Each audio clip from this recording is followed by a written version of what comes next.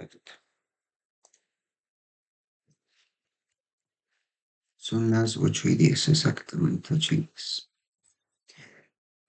Bueno, entonces, esta sesión vamos entonces ya como a ver, la clase pasada, pues entonces ya vimos los fundamentos como del diseño de estudio, sus generalidades, y pues sí, como las métodos de extracción, secuenciación. Y hoy justamente entonces ya vamos a ver un poco más, ¿cómo decirlo? Detalles prácticos. No, espera. No, sí, sí, la mejor definición, como los detalles prácticos, como de trabajar con diferentes tipos de muestras ya en ambientes eh, generales y clínicos, más que todo también sus generalidades en lo clínico, que siempre tiene como un pequeño plus en lo clínico. Eh, y pues bueno, cuando digo como los detalles prácticos, como que me refiero más que todo a eso, como a lo que realmente importa, como en el, como esa sección de lo que ya estamos entrando a lo que sería lo que se conoce como la jerga del el wet lab o laboratorio húmedo. Y pues justamente esta es la última sesión del laboratorio húmedo, por así decirlo. Y ya la próxima sesión iba a intentar unir la sesión próxima con esta, pero realmente sí es necesario separarlas. La próxima va a ser como los fundamentos del control de calidad, pero ya no de la extracción como tal, sino ya como de las secuencias que se generan a partir de esa secuenciación. Este, mm, Si bien vamos a abordar como varios lugares, el humano, el suelo, el agua y el aire, este, lo que voy a mostrar va a ser básicamente el punto de partida. Si bien cada estudio tiene sus pequeñas particularidades, se puede decir que lo que les voy a mostrar básicamente es como las generalidades o digamos como el punto de partida en el cual, digamos, en suelo, ese es el punto de partida. Claramente se tienen que hacer algunas precisiones porque no todo estudio es el mismo, todos tienen sus particularidades, pero se puede decir que todo lo que vamos a ver va a estar basado en como esa piedra angular de en lo que todo se va a construir. Y bueno, vamos entonces a comenzar con microbiomas del hospedador. Comencemos pues microbiomas del hospedador con el microbioma del intestino humano.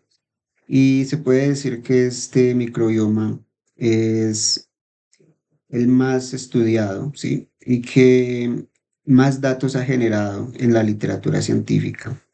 Y, y pues es bien conocido. Por ejemplo, nosotros ya conocemos que el tracto digestivo alberga en aproximadamente unas 10 a la 14. Y tengan en cuenta este número para las próximas comparaciones de otros ambientes, por favor. Entonces, tenemos en cuenta que el tracto digestivo alberga aproximadamente 10 a la 14 células bacterianas y es un número comparable al total de células humanas del cuerpo. Es el ecosistema microbiano más denso que nosotros conocemos y también el más relevante clínicamente. Si ustedes han estado muy pendientes de la literatura científica reciente, la microbiota intestinal está relacionada con la depresión e incluso se ha detectado que la microbiota intestinal los, manipula las cantidades de serotonina presentes en el cuerpo para básicamente decir qué comer al organismo, siendo básicamente como una forma de manipular. Si comes esto, te sentirás bien; si no comes esto, te sentirás mal.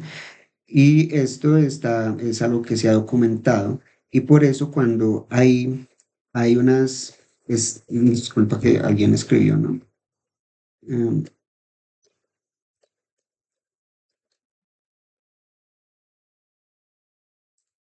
¿Alguien escribió?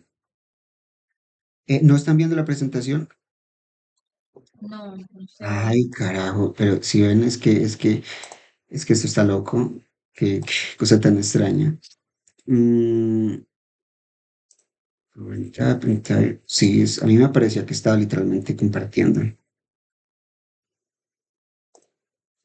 Bueno, estábamos incluso aquí ya pueden ver la diapositiva. Sí, Sí, sí, ahora sí. ¿todo bien? Ah, ok, ay, Dios mío, qué oso. Y nadie fue capaz de hablar porque me interrumpen. Esta sesión se va a grabar. Sí, ya se está grabando. Ah, gracias. Justamente fue eso el problema que te estaba intentando solucionar ahorita. Y bueno, entonces les estaba comentando de los estudios que han realizado y de hecho también en la placa dental, el microbioma de la boca, bueno, por decir, por hacerlo de una generalidad, se ha detectado que tiene, bueno, correlación algunos tipos de bacterias con el Alzheimer. Igualmente los invito como a investigar sobre ese tema de microbiota humano y su relación con diferentes patologías. Este,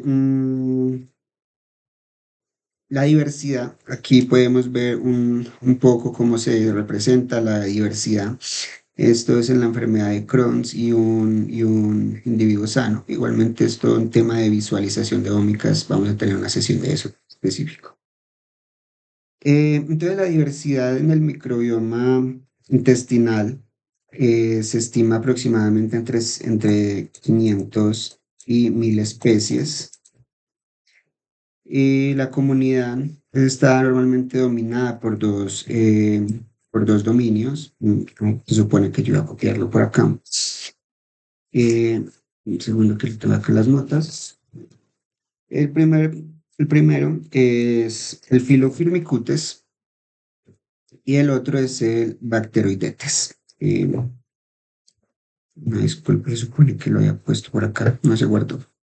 Pero, y la densidad microbiana aumenta drásticamente a lo largo del tracto digestivo, desde apenas 10 a la 3 células por mililitro en el estómago hasta unas 10 a las 12 células por gramo ya en el colon. Y un detalle que a veces se olvida de esto es que la gran mayoría de estas bacterias son anaerobias obligadas. ¿Qué quiere decir esto? Que mueren al contacto con el oxígeno. Y bueno, esto tiene implicaciones prácticas enormes si se mueren al contacto con el oxígeno cuando se trata del muestreo. Tenemos básicamente tres opciones para remuestrear o muestrear el intestino, sino que algunas literaturas no dicen muestrear, sino remuestrear, no sé por qué. Eh, la más práctica, no invasiva y más usada en estudios grandes, pues son prácticamente las heces que reflejan el microbioma del colon distal. Vamos a ver un poco de anatomía. Este es el colon distal, el colon descendente y el colon sigmoide, que justamente se llama sigmoide por esa S. Estos dos conforman el colon distal.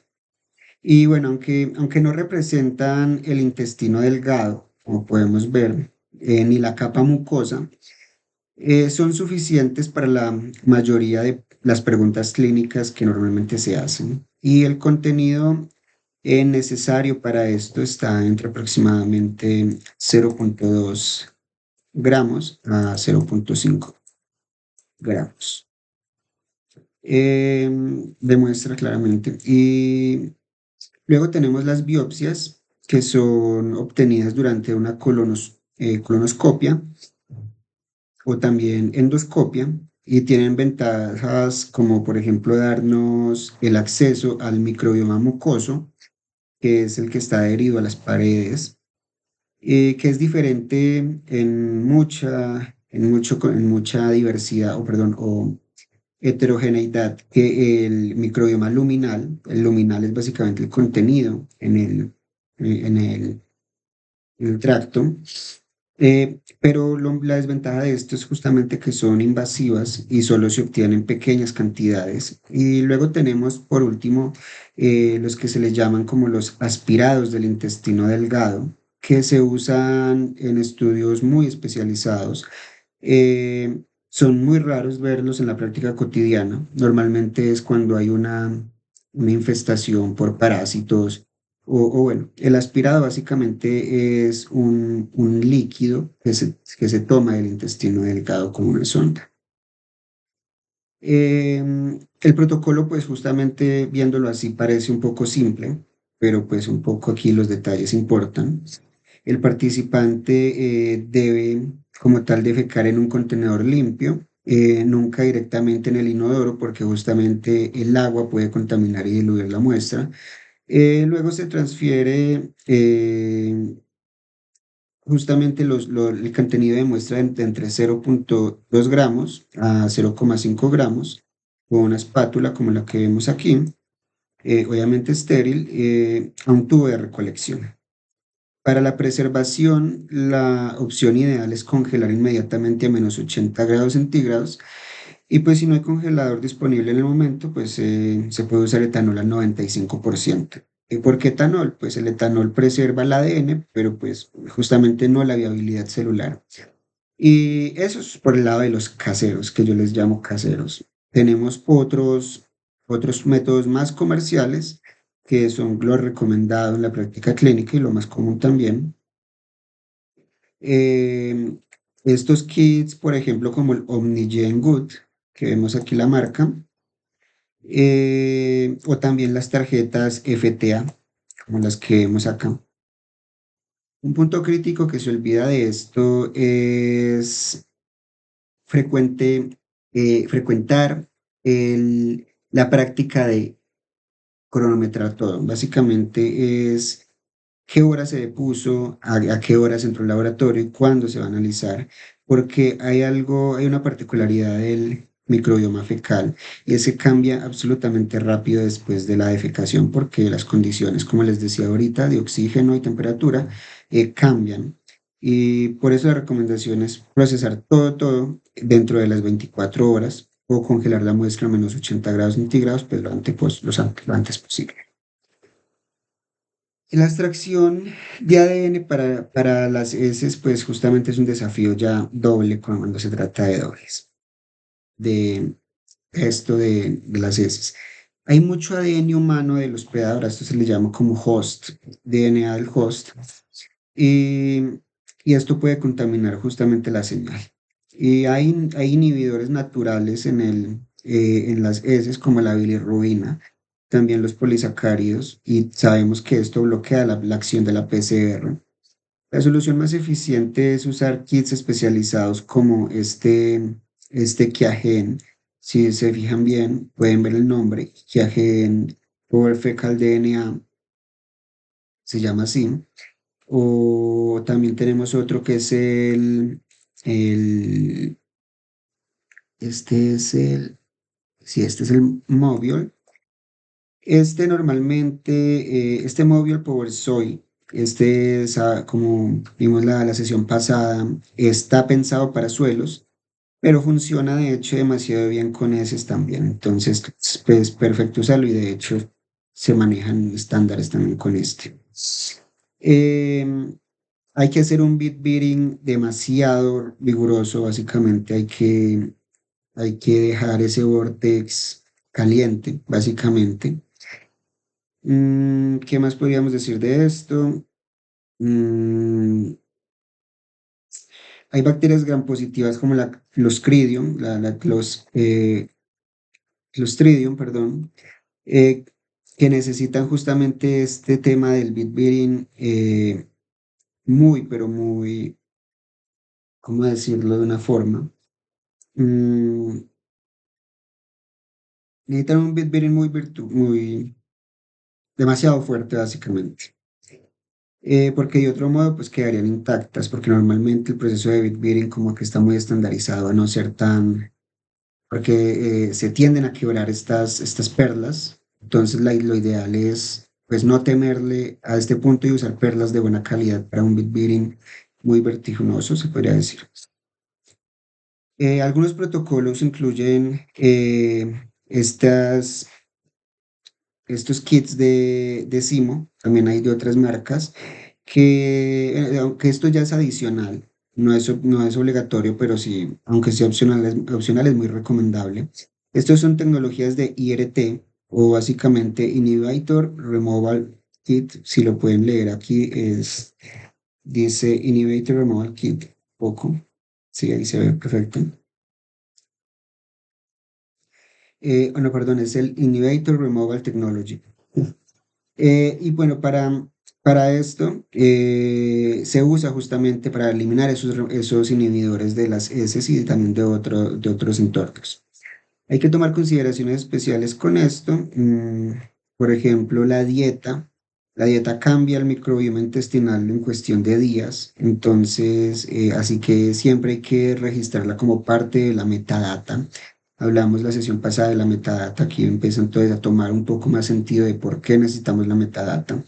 Entonces hay que registrar esto como metadata. Los antibióticos también tienen un efecto masivo y persistente, entonces hay que registrar el uso reciente. Incluso el estándar es registrar los 6 meses atrás, si hubo una ingesta de antibióticos. Mm, bueno, obviamente atrás del muestreo, no del análisis, sino del muestreo. También hay que tener en cuenta los laxantes o también los enemas.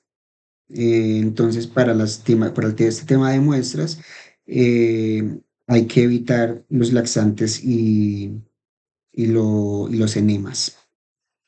Mm, ¿Qué más podemos decir de esto? No creo que haya algo más. Sí, solo esto ya está cubierto entonces el tema del microbioma intestinal. Pasemos entonces al microbioma oral. Y sabemos entonces que la boca es un ecosistema microbiano notablemente diverso y tenemos nichos que difieren mucho entre sí, estando incluso a centímetros de distancia. Em, Sabemos que entonces que los dientes y las encías, eh, como la lengua y la saliva, no son homogéneas entre sí. ¿Qué quiere decir esto? Que no poseen las mismas especies ni la misma cantidad de las mismas. Es muy heterogéneo entre sí. Para muestrear la cavidad oral hay cuatro opciones principales. El primero, pues el más obvio, que es la saliva, pues se obtiene pidiendo al participante que escupa. Esto sí es de aproximadamente de 2 a 5 mililitros en un tubo estéril, obviamente, después de un enjuague con agua. Eh, Luego tenemos los swabs bucales, que son estos tiritas, estas cositas que ven acá, que es como un hisopo pequeño, y se frotan en la mejilla mm, interna, obviamente la mejilla interna, no tengo una diapositiva de la mejilla, pero pues sí, esta parte, y la lengua. También para esto, con los swabs bucales se usan para la mejilla interna y la lengua. Luego tenemos la placa dental, que es normalmente la que está en la unión en la encía y los dientes, que se obtienen con una cureta. Estas de abajo son curetas. Obviamente estéril también. Y luego tenemos la placa subgingival, que es justamente esta que está muy interna entre el diente y la mejilla. Perdón, entre el diente y la encía. Esta se puede obtener durante procedimientos dentales, si es necesario, pero bueno, sea cual sea el método que se vaya a usar aquí, el participante no debe ni comer, ni beber, ni cepillarse durante los 30 minutos previos es el recomendado, pero entre más mejor. Y pues el enjuague, todo tipo de enjuague tiene que ser con agua, no puede ser con enjuague bucal antibacteriano, pues porque altera la muestra por razones, pues sí. Este tema de biofilms, aquí empieza entonces a tomar sentido lo que nosotros veíamos. Las sesiones de repaso, cuando les hablaba del quórum sensing y todo eso, la regulación génica. Y pues la placa dental, normalmente la que está muy pegada al diente, es el ejemplo más típico que nosotros conocemos en microbiología como biofilm maduro. Un biofilm no es simplemente como una colección de bacterias, es básicamente una estructura tridimensional. Podemos decir que si cambiamos estos cuadritos por bacterias, se puede decir que esta es una estructura tridimensional embebida en una matriz de exopolisacáridos. Como vemos aquí, por ejemplo, entre bacterias tenemos polisacáridos, proteínas y un montón de eso tiene un nombre, bueno, de sustancias exógenas que la bacteria libera en comunidad. Mm, ¿Qué más podríamos decir? Bueno, esta matriz hace justamente que la placa dental sea considerablemente más difícil de romper durante la extracción que una muestra, por ejemplo, de células libres que estén en suspensión. Aquí, por ejemplo, la microscopía electrónica de barrido permite visualizar estas estructuras un poco con gran detalle y pues a unas escalas de magnificación demasiado lindas. Por ejemplo, aquí podemos ver una placa dental de hecho y podemos dar entonces el ejemplo de que un biofilm es una tridimensionalidad embebida en estas matrices. Y el hecho es que para trabajar ya iba a decir matrices, para trabajar con estos biofilms hay que incluir un paso extra, que es el paso de disgregación mecánica.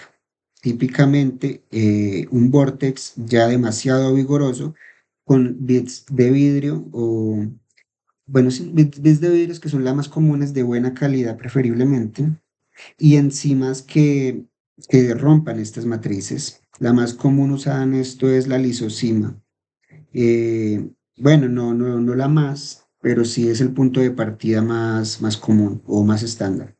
Pero para los estreptococos orales se recomienda una diferente, no la lisozima, sino la mutonolicina, que ataca justamente específicamente los polisacáridos de la pared celular de estas bacterias. Mm, ¿Qué más podríamos decir de esto? Aquí tenemos algunas microscopías de barrido, me parecen demasiado hermosas. Aquí a la izquierda, esto si no estoy mal, esto es una planta de trigo. Estos son con polen y esto es estreptococo, si no estoy mal. Estas son vacuolas, como esa tridimensionalidad que se le ven aquí como cuadritos, esto es proteína que básicamente recubre a las vacuolas. Bueno, por este punto creo que hemos tratado bien el tema de biofilms. Luego tenemos ya el microbioma de la piel. Y la piel, sabemos que la piel no es un ambiente homogéneo. Hay zonas sebáceas, hay zonas sebáceas como la frente o también la espalda.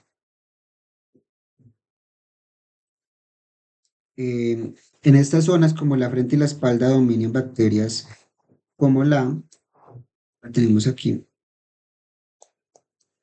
como la Propionibacterium, la tenemos acá. Las zonas húmedas como la axila y la ingle dominan bacterias como las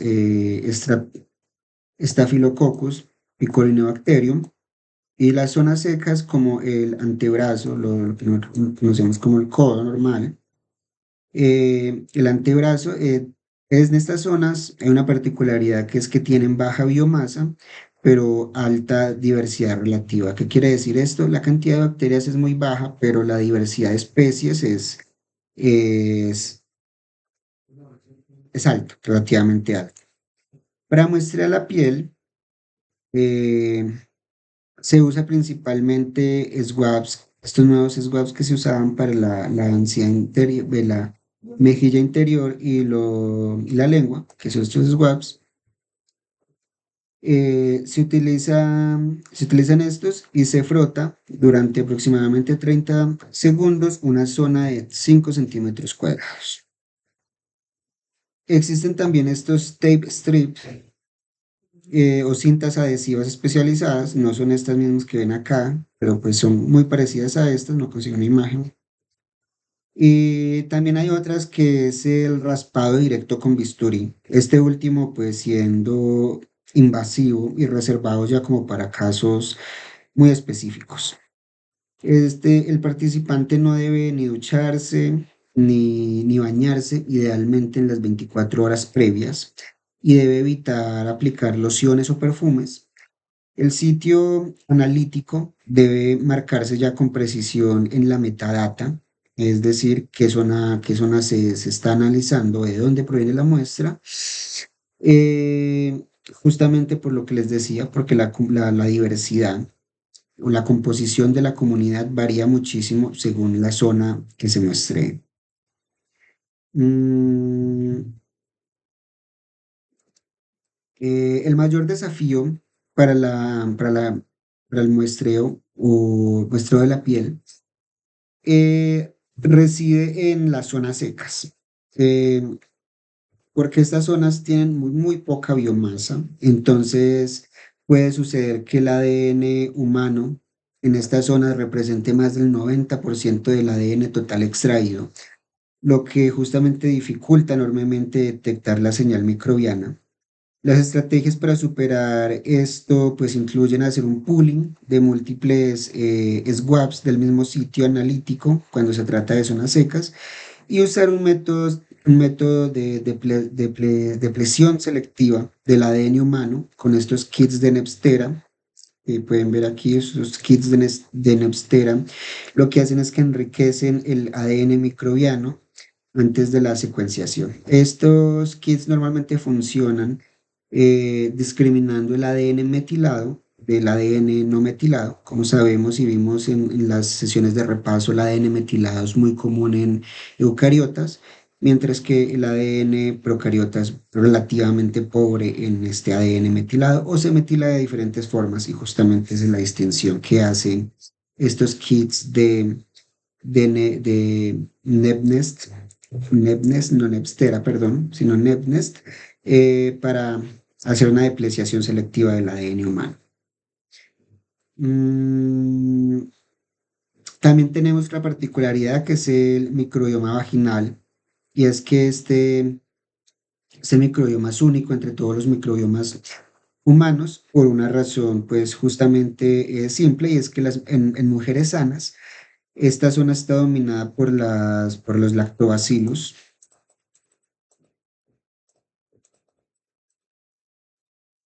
eh, Está dominado por estos lactobacillus y a diferencia de prácticamente todos los otros nichos del cuerpo que tienen alta diversidad, los lactobacillus producen justamente en esta zona ácido láctico que mantiene un pH vaginal bajo, creando entonces así un ambiente hostil para la mayoría de los patógenos y otras bacterias también. El método de muestreo estándar es el swab vaginal, donde se inserta un isótopo estéril aproximadamente a profundidad de 5 centímetros y se rota suavemente y se extrae. Hoy en día el automuestreo está válido como método no invasivo, equivalente en términos de calidad, entonces es totalmente válido. Mm, para para la interpretación de resultados hay que tener en cuenta varias variables que fluctúan,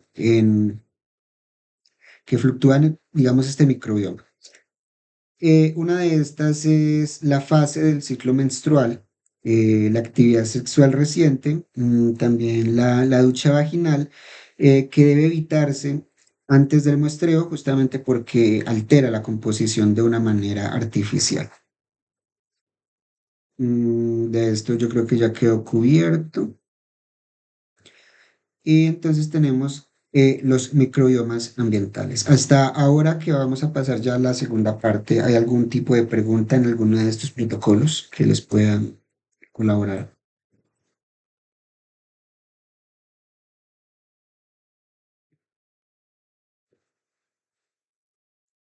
No. Ok, continuamos. Comencemos entonces con microbiomas ambientales.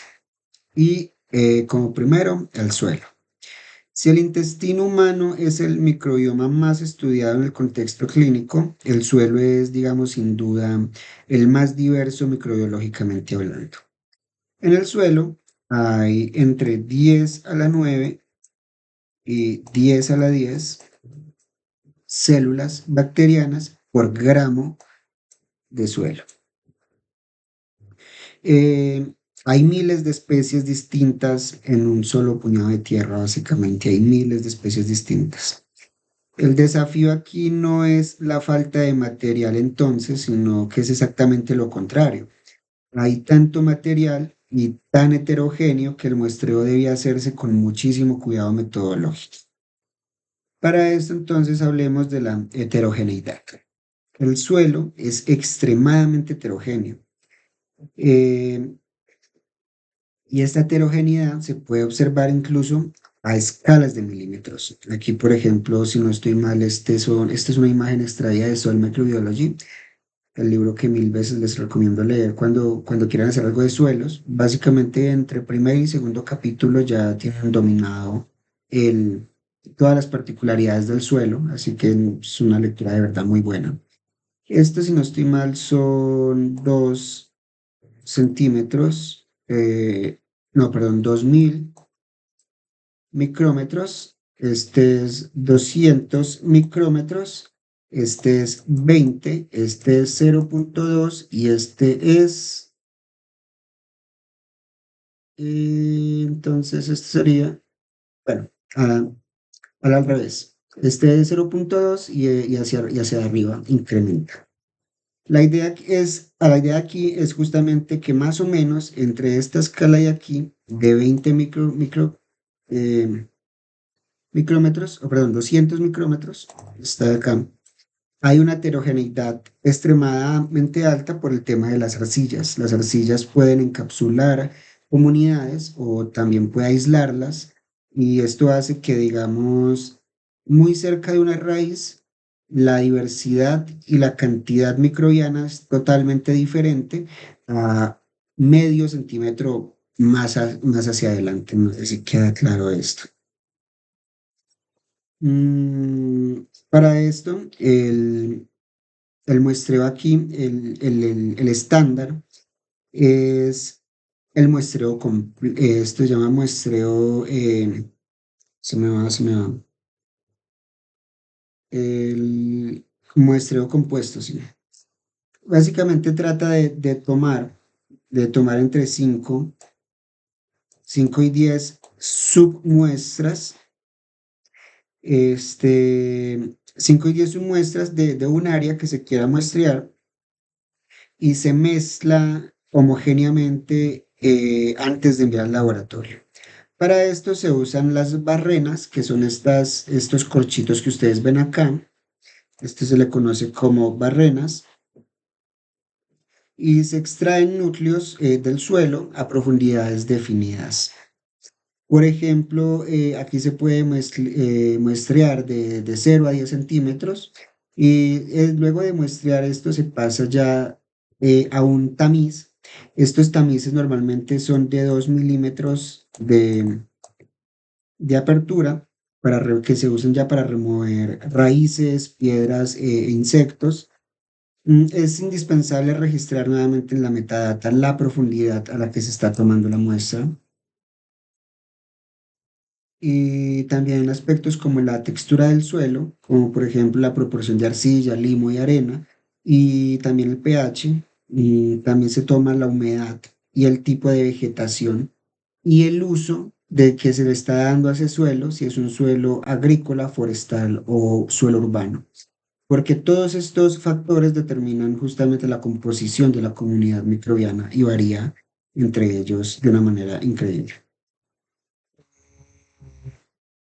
Teniendo esto, pues aquí a la derecha podemos ver una imagen también extraída de Soil Microbiology, donde se muestran diferentes tipos de suelo. El gran obstáculo en el suelo, como les decía antes, no es la cantidad de ADN, sino los ácidos húmicos. Sí. Los ácidos húmicos básicamente son polímeros orgánicos de color marrón, como más o menos aquí se puede ver como la escala de colores que se pueden ver. Y esta es una molécula de ácido húmico fragmentada. Estos Estos polímeros se coextraen junto con el ADN y son inhibidores potentísimos tanto de la PCR, la de la etapa de la PCR, como de la secuenciación. Entonces, un extracto de suelo sin purificar, pues suele tener un color marrón como estos que vemos acá y que son justamente indicadores de que, bueno, o delatores de la presencia de los ácidos úmicos. Y bueno, se preguntarán dónde quedan los ácidos fúlmicos. Y bueno, los húmicos sabemos entonces que los húmicos son insolubles a pHs bajos, pero solubles en soluciones alcalinas. Los buffers de extracción y preparación de librerías son ligeramente alcalinos.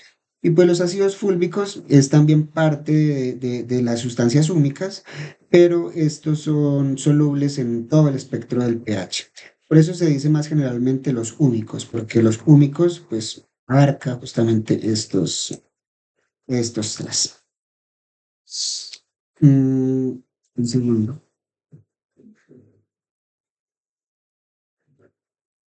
Bueno, para esto, para solucionar este problema de los ácidos húmicos, pues las soluciones son varias. Tenemos nuevamente los kits especializados como el Movio Power Soil, este que ustedes ven acá, que sí es específico para suelos. Tenemos también el Kiagen DNA Easy, DNA Easy Power Soil Pro. Este y este fueron diseñados específicamente para esos tipos de problemas.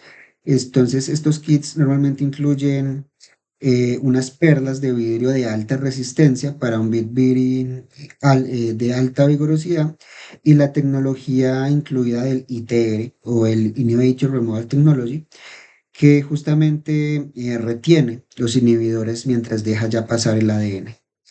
Para quien prefiere los protocolos artesanales, pues tenemos estos métodos del método con CTAB. El método CTAB, o también llamado cetil, trimetil, amonio y bromuro, que es básicamente esto. Esta es una alternativa pues barata pero laboriosa, realmente no la recomiendo. Pues para ahorrarse unos pesos terminan ustedes expuestos a detergentes corrosivos o detergentes malos o un dolor de cabeza laborioso, así que pues realmente no les recomiendo. Y pues cómo actúa esto, esto básicamente lo que hace es esto es un detergente catiónico, entonces pues como los polisacáridos son ligeramente negativos, entonces estos cationes, detergente catiónico se une a esos polisacáridos y pues permite separarlos mediante ya extracción con algunos solventes como el cloroformo alcohol o algunos otros disolventes orgánicos. Si después ya de la extracción persiste la inhibición residual, lo más recomendable para cuando ocurran estos casos de inhibición persistente es que se puede hacer una dilución 1,10 o incluso 1,100 antes de hacer PCR. Costo pues de perder algo de sensibilidad. eh, Se puede perder algo de sensibilidad, pero pues se registra en la metadata que se hizo este proceso. También se puede añadir albúmina de suero bovino, que directamente a la mezcla de la PCR, Esta también es una estrategia muy utilizada, que lo que hace básicamente es que se une a los inhibidores residuales y pues los neutraliza de alguna forma. La albúmina pues normalmente se encuentra como BSA y es un insumo muy común en los laboratorios de biología molecular, así que pues sí, para evitar, ¿por qué no? Se registra que se le introdujo albúmina de suero bovino y se registra metadata. La agua marina ya, uy, perdón. Hay particularidades de la extracción de en el suelos que no les dije, perdón. Es que el tipo de suelo también influye en qué se espera encontrar. Por ejemplo, sabemos que los suelos ácidos con pH menor a 5 pueden tener biodiversidad, o perdón, baja diversidad bacteriana, pero alta diversidad de hongos. Esto, como lo pongo por acá, un segundo, yo borro esto, casi lo dejo pasar. Este tema en suelos parece un poco engorroso, pero nuevamente, si tienen dudas en este aspecto, solamente necesitan leerse dos capítulos del libro que les recomiendo, que básicamente en esos dos libros ustedes ya entienden todo, eso, en esos dos capítulos ustedes entienden todo y pueden hacer un trabajo un poco más confiados. Entonces, los suelos ácidos con pH menor a 5 suelen tener baja biodiversidad, diversidad.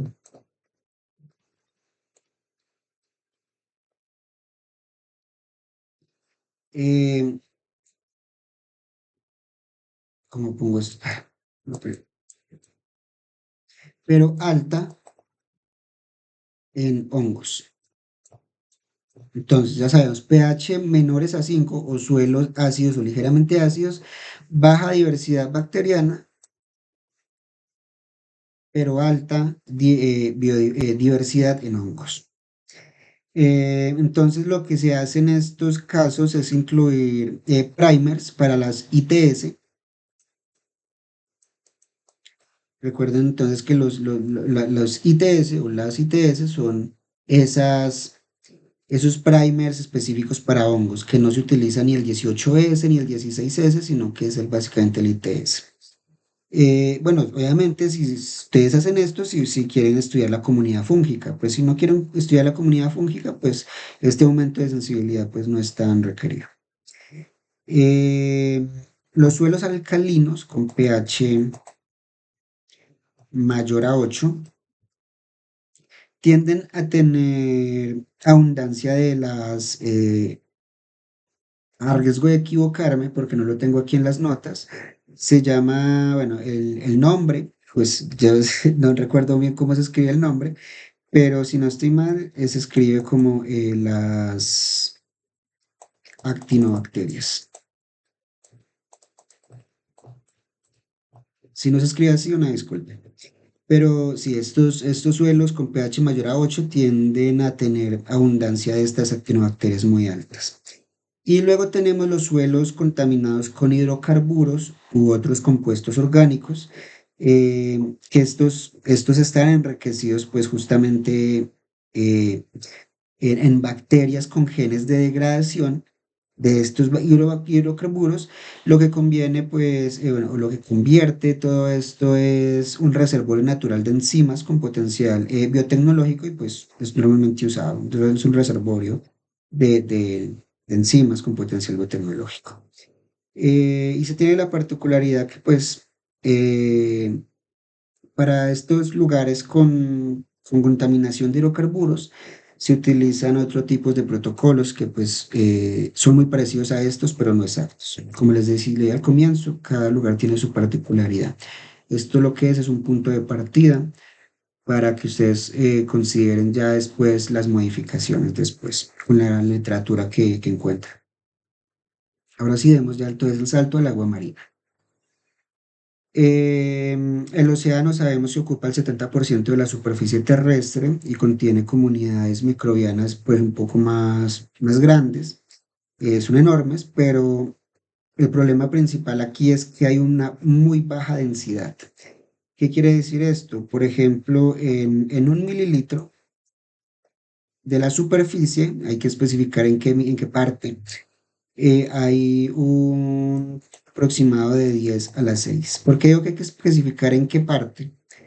Bueno, ahorita lo comento en la metadata. Ahorita se los comento. Normalmente en la superficie en un mililitro hay 10 a las 6 células por mililitro. Y pues si ustedes hacen las comparaciones de 10 a la 13, de 10 a la 9 o 10 a la 10, pues verán que es relativamente muchísimo más bajo que los otros. Es básicamente muchas órdenes de magnitud menos que el intestino. Estas comunidades varían dependiendo de la profundidad, la temperatura, la salinidad y la luz disponible. Por eso les decía yo que toca decir en dónde se tomó esta muestra. Y todo eso tiene que registrarse obviamente en la metadata. El muestreo marino se hace principalmente por filtración. En los estudios de metagenómica marina se filtran aproximadamente entre 1 a 10 litros de agua a través de membranas, de estas membranitas que son de una porosidad aproximada de 0,22 micrómetros. Eh, Esta porosidad retiene células bacterianas y permite el paso libre del agua. En algunos estudios se hace lo que se conoce como una cascada. Se hace como una cascada de filtros. Lo que básicamente significa es que pasan por diferentes filtros de diferente porosidad. Algunos pueden ser, por ejemplo, para capturar bacterias grandes, pueden ser mayores a 3 micrómetros. Bacterias pequeñas como el ejemplo que les di, que están entre 0,22 y 3 micrómetros. Y también hay para particularidades ya un poco más grandes, como los protistas, que los protistas normalmente son mayores a 20 micrómetros. Las muestras se colectan normalmente en estos tubitos, que estos son conocidos como botellas Niskin, que se bajan a la profundidad que se vaya a estudiar, o bueno, la profundidad deseada o la que se vaya a estudiar, y normalmente vienen integrados con equipos CTD. Esto es un CTD, este pedacito aquí pequeñito, esto ya es el controlador, el resto es controlador, pero este pedacito de aquí es un CTD. Su nombre reside el nombre CTD reside en que maneja parámetros, bueno, o que registra parámetros como la conductividad, la temperatura y la profundidad.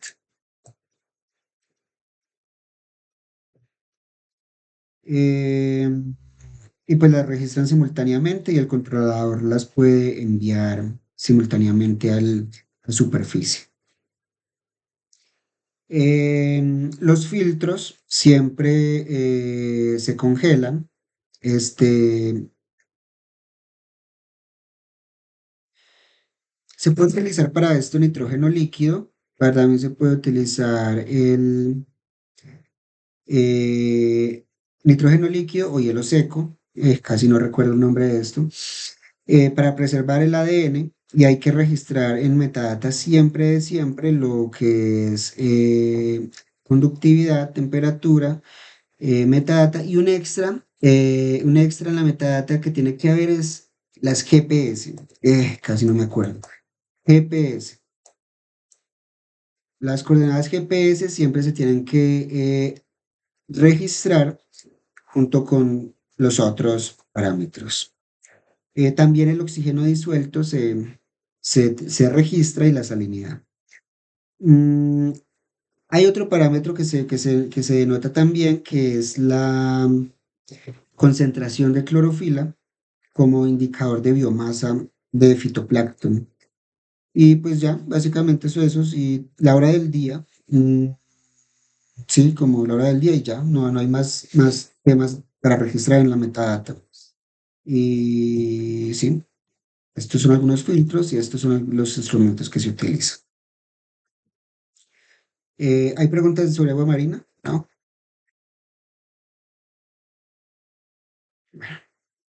Pasemos entonces al agua dulce, a los lagos y los ríos. El muestreo de esta agua dulce sigue principios similares al muestreo marino, pero la variabilidad ambiental suele ser mayor, porque pues los cuerpos de agua continentales sabemos entonces que son mucho más heterogéneos entre sí. Por ejemplo, mientras en el océano existen grandes masas de agua, digamos relativamente continuas, en ambientes continentales cada sistema puede diferir enormemente en geología, en hidrología, en profundidad, en carga de nutrientes y en dinámica ecológica también. Un factor que determina la estructura de las comunidades biológicas en los lagos y los ríos se le conoce como el estado trófico.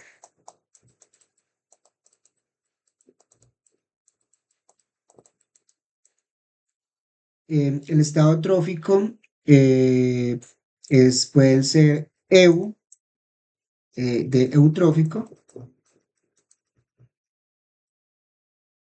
eh, puede ser eutrófico o se me escapa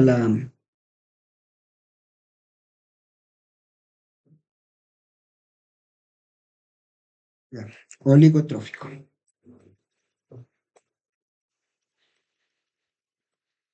Entonces, el estado trófico del cuerpo de agua puede ser eutrófico o oligotrófico. ¿Qué significa eso? Un lago eutrófico, por ejemplo, está caracterizado por una alta carga de nutrientes, principalmente el nitrógeno y el fósforo, y debido a esto presentan una alta productividad primaria. ¿Qué quiere decir esto? Que hay abundancia de fitoplancton y frecuentes, esto se le conoce como blooms algueales. No sé si ustedes están familiarizados con este término de blooms algueales, pero así cortamente, un bloom algueal básicamente es una aparición espontánea y extremadamente rápida de algas, de algas verdiazules que se les llama.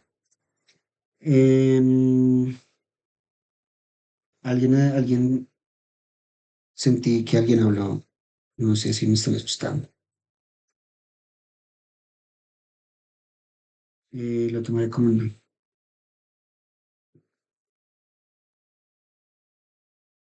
Bueno, entonces tenemos esta variante del bloom. Mm, un segundo, yo reviso el WhatsApp, si de pronto alguien está escribiendo acá. Mm, bueno, estos blooms algueales son estas algas verdes azules que muchas veces también se puede decir que está dominado por cianobacterias. Y pues justamente estas condiciones generan una alta biomasa microbiana, mayor turbidez en el agua y en ocasiones una depresión de oxígeno en zonas profundas debido ya a la degradación de materia orgánica. En contraste, tenemos entonces un lago oligotrófico, como el que vemos aquí a la izquierda. Eh, Estos lagos poseen bajas concentraciones de nutrientes, lo que limita el crecimiento algal. Por ello, el agua suele ser muy clara, con muy baja biomasa planctónica y una alta oxigenación, incluso a mayor profundidad. Y pues esta diferencia entre la disponibilidad de nutrientes produce entonces comunidades microbianas, fitoplanctónicas y zooplanctónicas completamente distintas entre ambos tipos de sistemas. De hecho, en la mayoría de lagunas de páramo o alta montaña suelen ser lo que se le conoce como oligotróficas o incluso ultra oligotróficas, justamente debido a la baja disponibilidad de nutrientes, la baja temperatura y la limitada actividad biológica pues, en sus cuencas. Un ejemplo, pues en Colombia. es la que ustedes están viendo aquí a la izquierda, que se le conoce como la Laguna del Otún. Está ubicada en el Parque Nacional Natural de los Nevados y pues representa un sistema típico de alta montaña con baja productividad y aguas relativamente se le conocen como prístinas. La incluyo porque básicamente yo vivo a escasas 2 horas de ella y es demasiado hermosa. Y bueno, además del estado trófico, otras propiedades físico-químicas del agua pueden incluir en la estructura ecológica, por ejemplo, la dureza. No sé si ustedes estén familiarizados con este otro término llamado dureza, la dureza del agua, que normalmente está determinada por concentraciones de calcio y magnesio y dependen ya de la geología de la cuenca. Como dato curioso, en Latinoamérica nosotros somos profundamente beneficiados de la naturaleza, nosotros no tenemos aguas duras. Bueno, sí podríamos tener, pero muy, muy pocas, que yo conozca, no. Todas las aguas en Colombia, todos los ríos, todos los lagos no son aguas duras, son aguas blandas. Los que sí tienen muchas aguas duras son Europa. En Europa y Estados Unidos existen y predominan las aguas duras. ¿Qué significa eso? Que es un agua que reseca la piel y pues no es tan disfrutable para darse un chapuzón. Solamente como esta particularidad. Bueno, por otra parte tenemos los ríos y quebradas. No sé si por acá tenga imágenes de ríos, creo que no, no introduje. Mm. En ríos y quebradas, en zonas ya urbanas, esto presenta entonces como un grado extra o un grado adicional como de complejidad, debido justamente al impacto de la contaminación antropogénica. En estos sistemas es muy común encontrar aportes elevados de nutrientes como el nitrógeno y el fósforo, además de metales pesados, residuos de las farmacéuticas, bueno, perdón, residuos farmacéuticos y antibióticos. ¿Qué son los residuos farmacéuticos? Pues los que se excretan en el humano después de tomarlos. También además de materia orgánica y microplásticos, demasiados microplásticos. Estos contaminantes entonces no solamente alteran la calidad del agua, obviamente, sino que también pueden modificar profundamente la estructura de las comunidades microbianas. Puede ser entonces que estos mecanismos o estos contaminantes estén favoreciendo organismos oportunistas y también en algunos casos la proliferación de los genes de resistencia a los antibióticos. Por ello, entonces el muestreo en ambientes,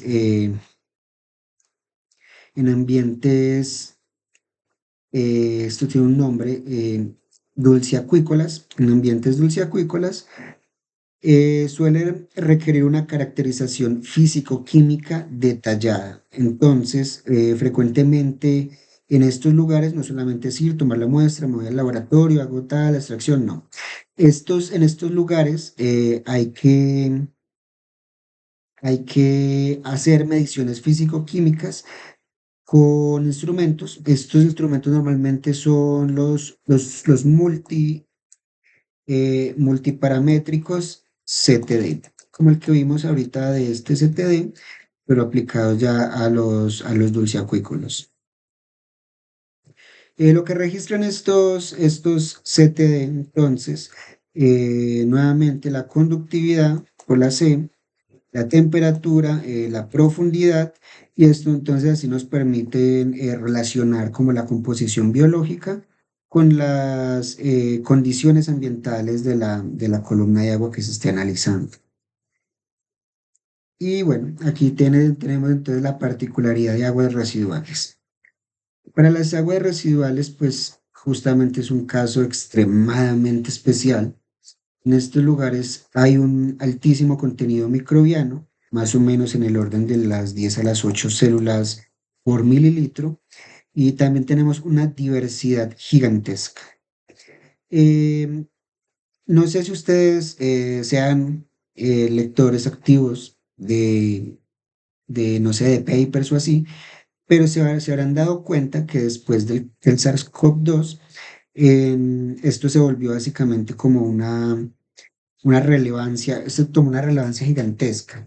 Y fue justamente en los últimos años como herramienta de vigilancia epidemiológica específicamente para el monitoreo de SARS-CoV-2, pero no limitándose a SARS-CoV-2. Básicamente, este tema del muestreo de aguas residuales se volvió una herramienta para la vigilancia epidemiológica, que de hecho algunos países están en sus legislaturas, están debatiendo como los alcances de las instituciones públicas para hacer esto, porque bueno, hay un tema ahí de libertad individual, pero bueno, esto ya es un poco de ciencias sociales, pero sí es bastante curioso que básicamente se pelean por el agua. Eh, no, y tienen razón, sus argumentos tienen razón. Los invito, de hecho, a investigar un poco sobre esto. Es bastante interesante el tema. Y bueno, este tema del monitoreo de SARS-CoV-2 en las aguas residuales, esto permitió detectar brotes en ciudades muchísimos días antes de que aparecieran incluso casos clínicos en los hospitales. También son una fuente muy común para investigar o para estudiar el resistoma urbano. Es decir, no sé cómo explicarlo mejor. Este tema de resistoma urbano no es como por separarlo del resistoma normal, es como el repertorio de genes de resistencia a antibióticos que como que circula en una ciudad, como que es como ese pequeño apéndice del tema de resistoma. Y bueno, el manejo de estas aguas requieren condiciones de bioseguridad 2, BSL2, y básicamente el autoclavado de todos los residuos. Para la extracción de estos lugares, normalmente lo que se hace es que se toma la muestra y como estos lugares tienen demasiados sólidos disueltos, lo que normalmente se hace es que se centrifugan para obtener un pellet. No sé si ustedes hayan visto como el alimento de los peces, que es como un cuadrito así pequeñito. Eso es un pellet y eso es lo que primero se hace cuando se estudian estos entornos. Se centrifuga la muestra y se obtiene un pellet microbiano, que es básicamente como una concentración de microorganismos. Y para la extracción, pues se usan kits. Nuevamente, el estándar de oro es el Power Soil, que ya lo hemos visto. Si quieren profundizar en los procedimientos y protocolos de bioseguridad nivel 2, les recomiendo una lectura muy corta que es el protocolo de Cartagena. Si no estoy mal, es el protocolo de bioseguridad de Cartagena y es demasiado robusto y creo que no necesitan más lectura después de leer el protocolo de bioseguridad de Cartagena. Luego tenemos el último que es el aire, bueno, el penúltimo, que es el aire. Aquí hay un problema, bueno, los microorganismos en el aire sabemos que se encuentran entonces suspendidos en aerosoles a concentraciones extremadamente bajas. Ese es el problema que yo les decía. Hay un problema con el aire y es que tiene concentraciones extremadamente muy bajas. Y el muestreo puede hacerse principalmente con tres tipos de dispositivos. Uno son estos llamados impactadores, que básicamente fuerzan el aire contra una placa de agar. Aquí pues se puede ver como donde se guarda la placa de agar y aquí es este mecanismo. Y pues estos microorganismos quedan atrapados entre las placas. Tenemos otros que son los filtros de aire, que son estos que básicamente eh, hacen pasar el aire a través de una membrana. Estas membranas comúnmente están entre el 0,3 micrómetros de porosidad normalmente. Y estas membranas retienen las partículas. Eh, los volúmenes de aire varían, eh, varían un poco como de lugar, pero típicamente están entre los 100 y los 1000. metros cúbicos de aire que se hace pasar por esa membrana. Y luego tenemos estos que son placas de sedimentación, placa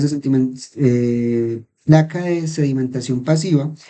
Normalmente son solamente eso, pues una placa de agar, una, una placa de agar que se deja, pues se dejan abiertas en el ambiente y pues captura lo que cae, pues siendo como el método menos cuantitativo de los tres.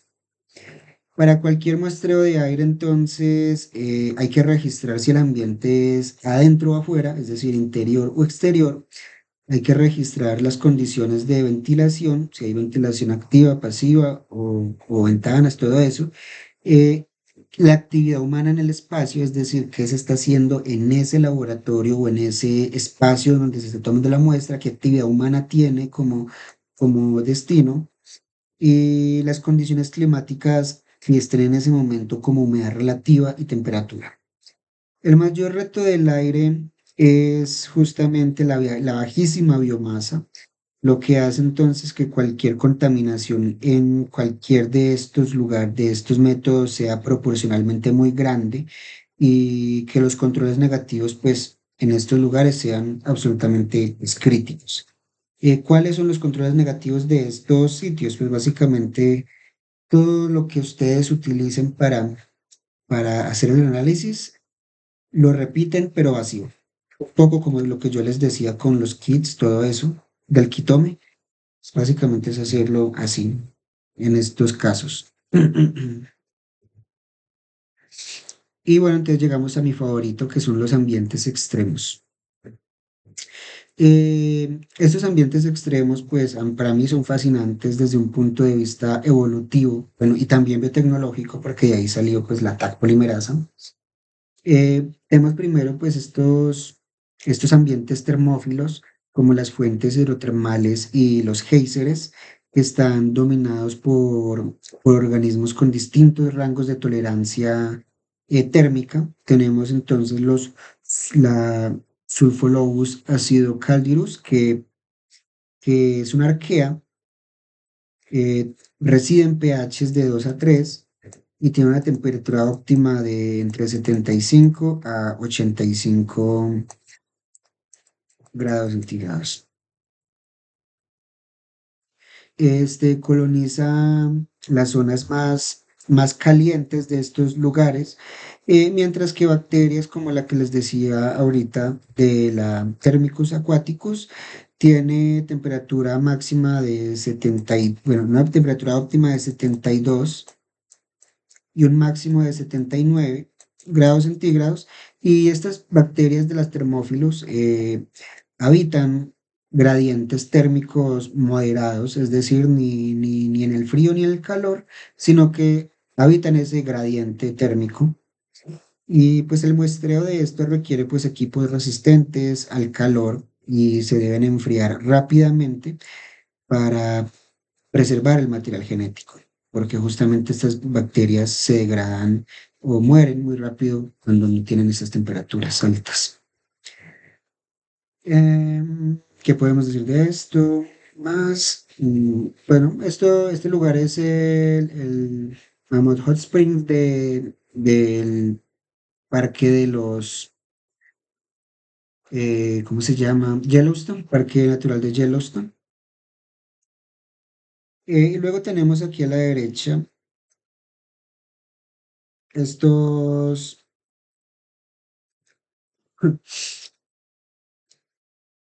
dame un segundito, yo atiendo una.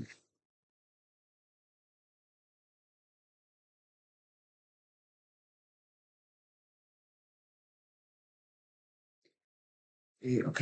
Aquí a la derecha pues tenemos entonces lo mismo, un poco de lo mismo, pero pues ahorita lo voy a explicar un poco más, pero pues la geología, aquí se muestra una biología de una fuente hidrotermal, y pues vemos cómo el agua llega, se filtra, vamos hasta a la parte caliente, huye y en estos lugares habitan bacterias las bacterias litótrofas que normalmente se les conoce. Eh, Yo donde puse la... Ay, no puedo creer que no la tenga. Les tenía una imagen un poco bonita de un animal, de los gusanos, de unos gusanos, los gusanos de la, ¿cómo se llama? De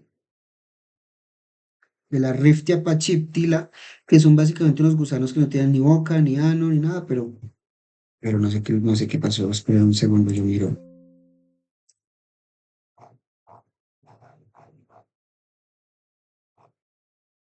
Y no, no los tengo acá.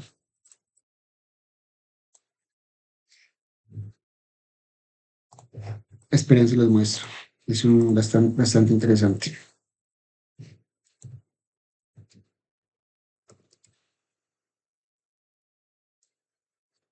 Son estos gusanos. Y estos gusanos no tienen, no tienen boca y básicamente viven en simbiosis con las bacterias litótrofas. Y bueno, tenemos entonces los ambientes que se le conoce como los ambientes citrófilos, como el hielo antártico o el permafrost, y estos lugares albergan microorganismos con metabolismos extremadamente lentos que están básicamente adaptados a temperaturas bajo cero. Aquí lo crítico ya sería entonces mantener la cadena de frío pues en todo momento y no descongelar inadvertidamente la muestra. Luego tenemos ¿cómo se llaman esto? Los ambientes ácidos, como drenajes ácidos de minas, que tienen un pH menor a 3 y comunidades especializadas como las Acidiobacillus. El- los materiales aquí pues son corrosivos, por lo que es necesario neutralizar cualquier cosa extraída de aquí antes de proceder en el laboratorio. Y finalmente tenemos ambientes halófilos, eh, que básicamente son ambientes con alto contenido de sal, como las salinas y los salares. Y, y por sal me refiero, pues obviamente a cloruro de sodio. Mm, y las concentraciones que hay en estos lugares halófilos normalmente están entre los 10%, el 10% superiores al 10% de sales. Y están dominados por bacterias arqueas como la Halopherax. Entonces, en estos casos, cuando se toman muestras de estos lugares, normalmente hay que ajustar la salinidad de los buffers para lisis, porque pues ellos ya son normalmente salados o bueno, o tienen sales. Y pues necesitan entonces un ajuste para que la extracción funcione correctamente. Pasemos entonces ya a la parte 3. No sé si haya preguntas sobre la sesión, las pasadas. Si no hay preguntas, entonces podemos continuar con el control de contaminación. Sí, dime, Daniel. Sí, bueno, ya que pasamos por esta parte de extracción, quisiera saber si has tenido de pronto experiencia con muestras alimentarias. Muestras alimentarias, o Sí, sea, digamos, eh, microbioma en leche, microbioma ok. así, en alimentos. En O, alimentos, ujú, exacto. Y si en las estos has tenido, casos, como que, ¿qué, pues sí, qué me puedes decir? he hecho algunos, pero pues en estos casos lo más importante es justamente este tema de host. Aquí este tema se puede poner un poco en este tema de la extracción de extracción, bueno, o perdón, el microbiomas del hospedador. Lo más importante en estos casos es hacer un host depletion. Primero, uno eh, solamente existen kits para humanos, pero digamos como que depende un poco de dónde proviene la comida, ¿cierto? El ejemplo que tú me pones de leche. Cuando tú estás haciendo lugares de leche, tienes un problema gigantesco y es que la gran mayoría de ahí vas a tener ADN de vaca. ¿Y qué pasa con el ADN de vaca? Pues que el ADN de vaca sigue aplicando como ADN eucariota y puede aplicársele entonces estos kits de depreciación de ADN eucariota. ¿Qué pasa? Que si tú estás utilizando, que quieres investigar hongos, esto puede ser una fuente de sesgo. Entonces, pues ya depende mucho del trabajo posterior, que es hay programas bioinformáticos como el BBDuc, hay otros, pero es como que el que yo más utilizo, que lo que hace es que en el control de calidad de tus secuencias o después, donde tú prefieras, puedes introducir el genoma completo. Introduces el genoma completo al algoritmo y el algoritmo lo que hace es que la identifica en toda tu secuencia, dependiendo de que tenga, si es metagenómica shotgun o si es 16S, un poco más fácil es. Pero cuando es shotgun, cuando se trabaja con shotgun, lo que hace es que mapea el ADN que tú le introduzcas y que quieras depletar. En el caso del de la leche, pues estarías introduciendo el genoma de Taurus, cómo se llama la vaca? Taurus, ¿qué? No me acuerdo. Bostaurus. ¿Cómo? Bostaurus. Taurus, Taurus. Bostaurus. Bostaurus, bueno, ese Bostaurus. Entonces tú lo que haces es que buscas el ADN completo y lo pasas a Babyduck y luego cuando ya tienes tu secuencia, lo que haces es que el output de esta secuencia es tu ADN, pero se eliminó todos los match de ese ADN. Ese es el trabajo en el Dry Lab que se hace posteriormente en control de calidad. Anterior a eso, pues dependiendo de tu pregunta de investigación, si quieres hongos, pues usar estos kits puede sesgar tu muestra, pero si solamente quieres bacterias, pues lo puedes utilizar con confianza, aunque también depende mucho de qué tipo de bacterias, porque algunas tienen metilación de ADN, pero no de la misma forma.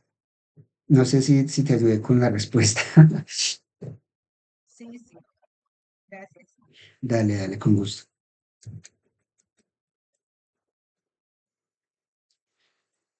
Entonces pasamos entonces a control de calidad. Perdón, control de contaminación. Las fuentes de contaminación, la contaminación pues justamente es el problema más insidioso en la metagenómica, especialmente cuando se trabajan con muestras de baja biomasa. Yo creo que yo a ustedes ya les he comentado varias veces que en muestras clínicas como de tumores o, o de, o de tejido interno, conjuntivo, no me acuerdo cómo se llama, este, el problema aquí es que hay primero ADN del hospedador, segundo, o extremadamente baja biomasa. Entonces, normalmente las señales en estos lugares son señales de contaminación microbiana que vienen directamente en el kit, sea en el kit de extracción de ADN, sea en el kit de inhibición de contaminantes, o perdón, inhibición de remoción de inhibidores, y en fin, todo eso se le conoce como el quitome. Entonces, justamente cuando hay muestras de baja biomasa, el quitome justamente es el problema más insidioso para estos casos. Y pues la contaminación es insidiosa porque no siempre es obvia. Eso es algo también que hay que tener en cuenta, porque puede pasar desapercibida si no se tienen los controles adecuados. Y de hecho, pues si ustedes se pueden a ver revistas de cuartil 3, se pueden ver trabajos de metagenómica de cuartil 3, ustedes cuando ya tienen, digamos, un dominio del control de calidad, de todo esto, usted apenas ve eso y dice como que, uy,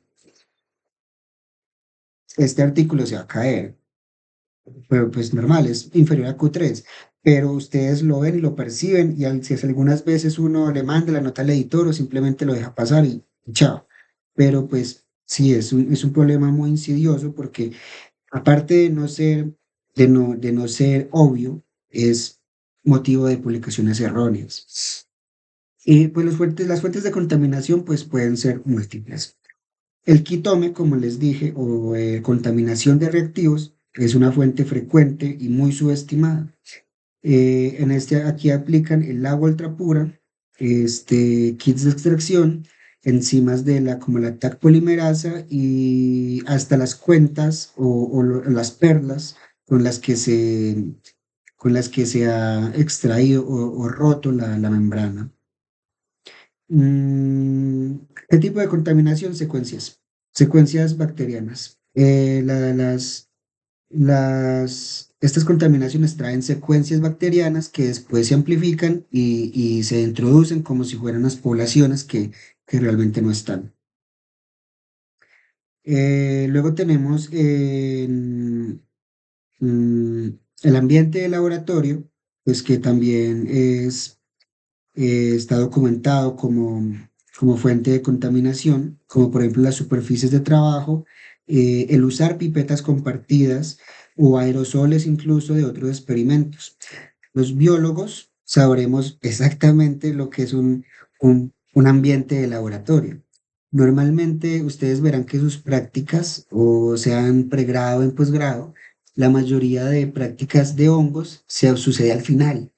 Porque cuando ustedes trabajan con hongos, ustedes están haciendo una contaminación de ambiente de laboratorio gigantesca. Y básicamente, si ustedes lo hacen al comienzo, van a ver bueno, o sea, que nunca falta el iluminado que le dé por trabajar con hongos al principio del semestre y tenemos el laboratorio todo el semestre contaminado de esporas. Y en todo agar que usted meta, ahí va a haber un hongo. Entonces, esa es una fuente de contaminación de laboratorio. Tenemos entonces aerosoles también, otro tipo de aerosoles, pero bueno. Otra fuente de contaminación y menos obvia somos los humanos, pues somos fuentes móviles de contaminación permanente, principalmente con bacterias de piel como la Staphylococcus. Tenemos otra, se me escapa el nombre ahora mismo, propio Propionibacterium es la otra bacteria de piel, Staphylococcus y Propionibacterium. Y tenemos en la boca también los Streptococcus y también contaminación cruzada puede haber como fuente de contaminación. O sea, pueden mezclarse comunidades que deberían ser independientes, como les decía yo de la placa dental. Eh, la, el microbioma vocal, como les decía anteriormente, puede diferir extremadamente apenas centímetros o milímetros de distancia. La diversidad puede ser y de especies puede ser totalmente diferente y pues ahí puede existir contaminación cruzada. Entonces hay que hacer repeticiones. Eh, Hay estrategias de contaminaciones, ¿cierto? Perdón, de estrategias de mitigaciones como es el comportamiento durante el muestreo, por ejemplo, usar guantes estériles, no usar los guantes típicos de que están en el laboratorio por allá metidos para que los usen, o digamos en el laboratorio de investigación no comúnmente se dejan guantes para que se usen los estudiantes bueno, que estén en el laboratorio de investigación, pero eso es una práctica muy poco recomendada. Lo recomendado es llevar guantes estériles propios en- y no dejarlos en ningún lugar que pueda estar un poco expuesto en el ambiente. Este, mm, Cambiar los guantes frecuentemente, si se salió al laboratorio, si se lavó algo, cambiarlos. También instrumentos estériles, toca usar todo con instrumentos estériles, lo que son los autoclaves o la esterilización con UV o también con etanol flameado, pero pues si son estudiantes de pregrado, quédense con el UV, no hagan etanol flameado, por favor. Y, y sobre todo, no hablar ni toser sobre las muestras abiertas, así tengan tapabocas, porque pues en el laboratorio los pasos críticos de extracción y preparación de PCR, pues son muy sensibles, por eso son críticos. Por eso también se recomienda hacerlo sobre una cabina de flujo laminar. También, esto es muy común hacerlo, usar la misma cabina de flujo laminar para primero para hacer la preparación de PCR, ¿cierto? Eh, o la pre-PCR. Y hacer en esa misma cabina la post-PCR, o sea, o sea, ya tener los productos amplificados. Lo ideal es manejarlo en cabinas totalmente distintas y así se evita también una fuente de contaminación. Justamente el problema de esto son los aerosoles de productos anteriores. Entonces, pues sí, a no ser que ustedes tengan una cabina muy buena, pues también puede ser, pero si son de laboratorios en Latinoamérica, pues utilicen diferentes. Tenemos los controles, por último. mm, y es que aquí los controles, pues, como les he dicho a través del curso, los controles no son opcionales y que son la única manera de detectar contaminación, pues cuando ocurre. Tenemos entonces blancos como el extraction blank, que es el más importante, por aquí se los voy a poner.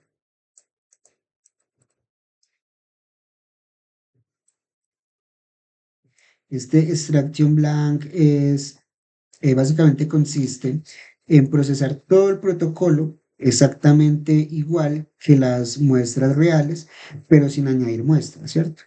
Entonces, cualquier señal que aparezca en este control es contaminante del proceso, ¿no? También tenemos la PCR blank,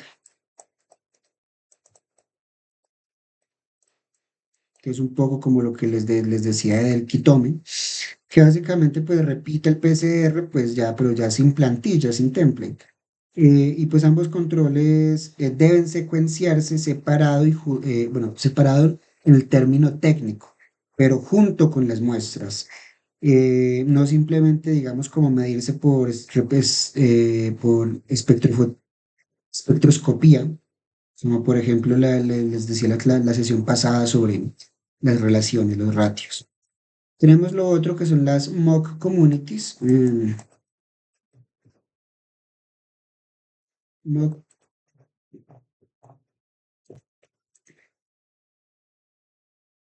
sí se escribirá así communities, pero bueno. Eh, que nuevamente, como la sesión pasada les dije, estas son mezclas conocidas de, de microorganismos bueno, son especies conocidas que nos pueden dar básicamente un, un resultado, ¿no?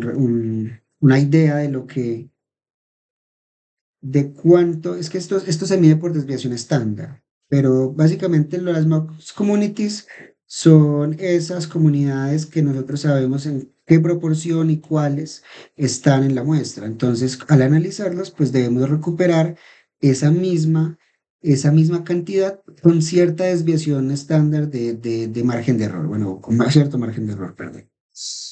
Mm, ¿Qué podemos decir de esto más? Hay kits, hay un kit el, para esto, para estas mock communities. No, no creo que se los haya traído por aquí, no. Estas mock communities también son de Simo Biomics, y pues son básicamente mock communities de Simo. Son las más baratas, de hecho, por eso las quería traer de Simo.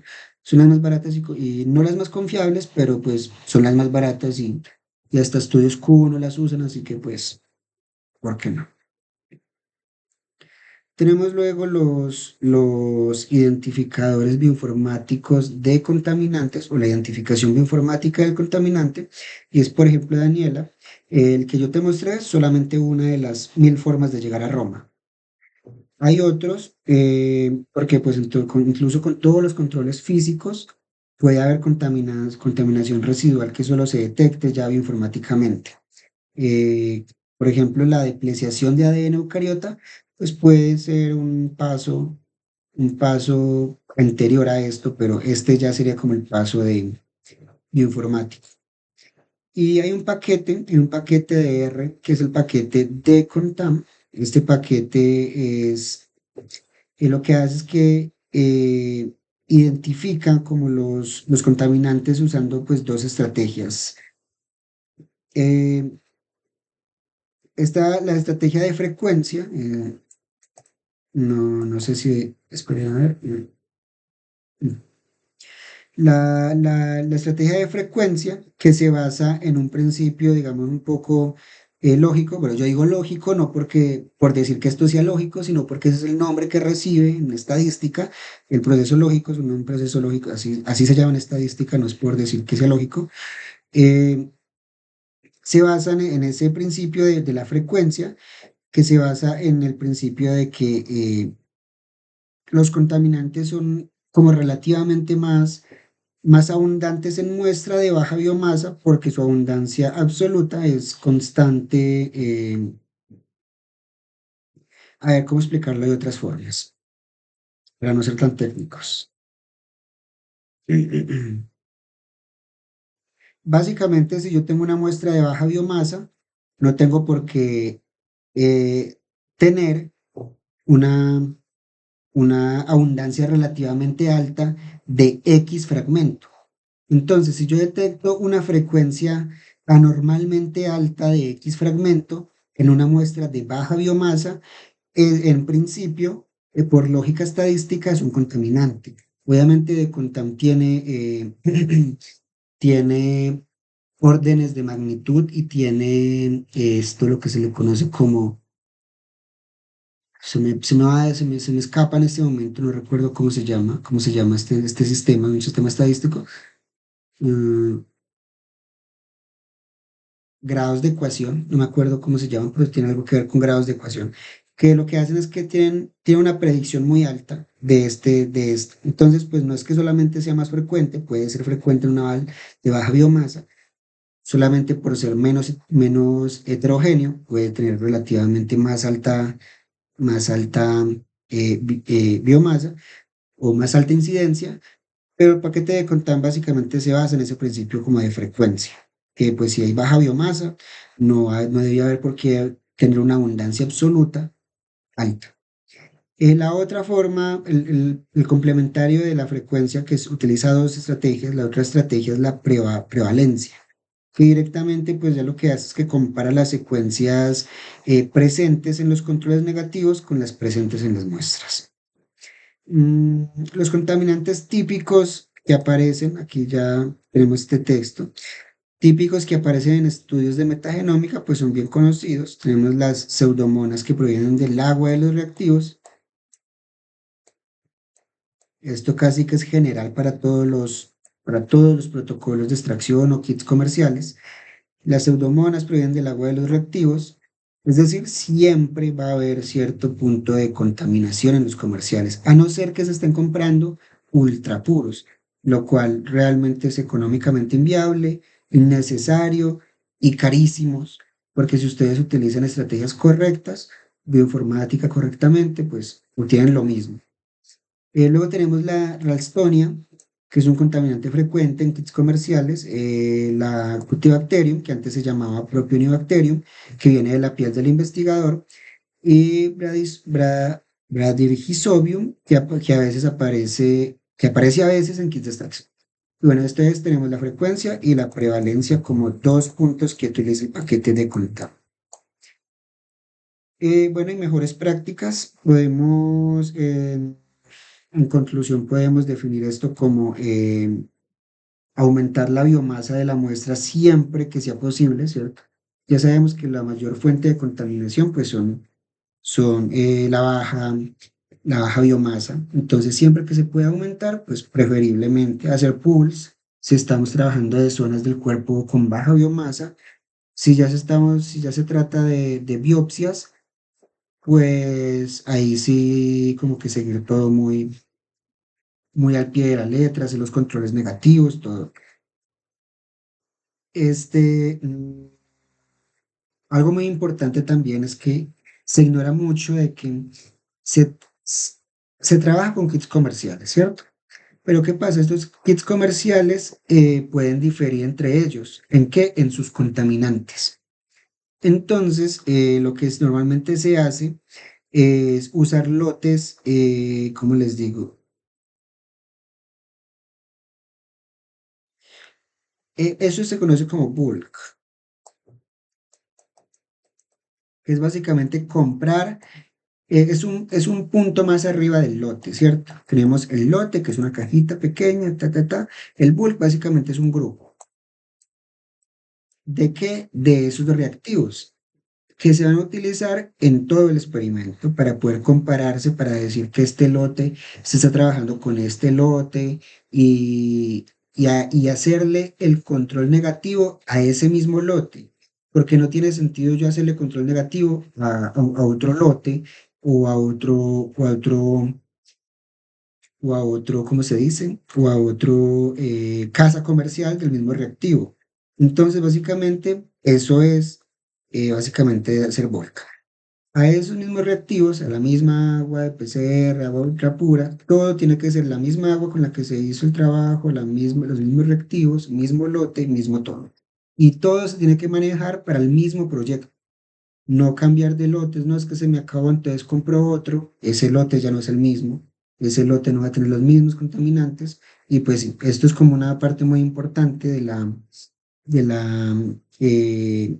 las mejores prácticas para este tema.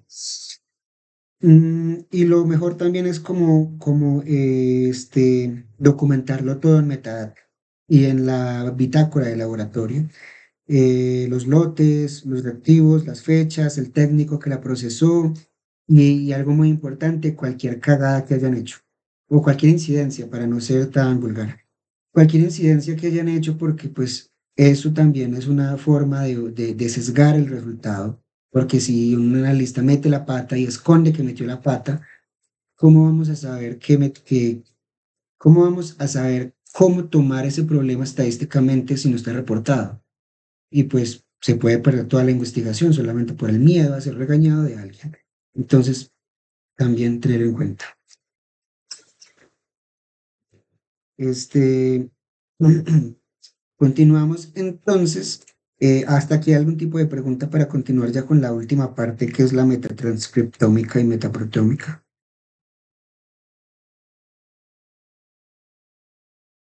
Sí, bueno, es que justamente esta semana pasó algo así en el laboratorio, ¿Quién y metió es la que, pata? no, o sea, ¿Quién habrá sido? ¿Quién habrá sido? Diga. no, no, yo no fui. Eh, lo que pasa es que una profesora hizo, pues está haciendo su tesis doctoral también y pues hizo toda la metagenómica de sus muestras. No recuerdo qué tipo de muestra era total. Lo que pasó fue que en sus resultados salieron todos los virus y bacterias que se trabajaban en el laboratorio. O sea, como con una contaminación en la zona de trabajo y eso se evidenció a nivel del análisis bioinformático. Eso fue lo que le entendí. A ver, hizo metagenómica shotgun. Sí, Luego hizo ensamblaje y detectó que había virus o sea, no, ¿qué era o sea, ya que qué esperaban encontrar allí?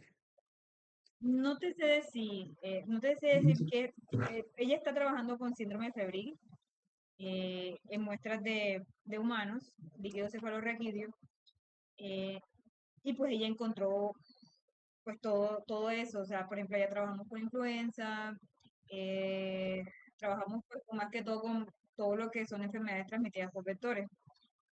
Entonces, mi pregunta va relacionada en esos casos, bueno, yo no le pregunté, pero es que, bueno, pasa algo y es que a veces en las cabinas de pre-PCR se preparan los controles positivos. Eso te iba a decir, que Ajá. tiene que cambiar los filtros de la cabina.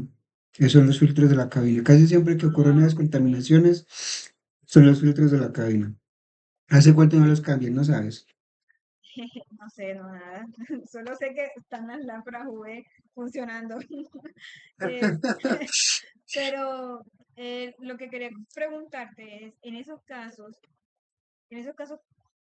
esos No, pues errores, en esos errores no, casos, que, depletar, que si se pueden depletar. exacto. Pues a ver qué te digo. ¿Y cómo Eh, saber qué grado como qué tan malo estás? ¿Sí me comprende? sí, sí, te comprendo, porque, o sea, es que tienen. sea, si les apareció virus, o sea, todo, sí, porque bueno, al menos ya tienen el diagnóstico, ya saben que hubo contaminación porque se está apareciendo todo con lo que trabajaron.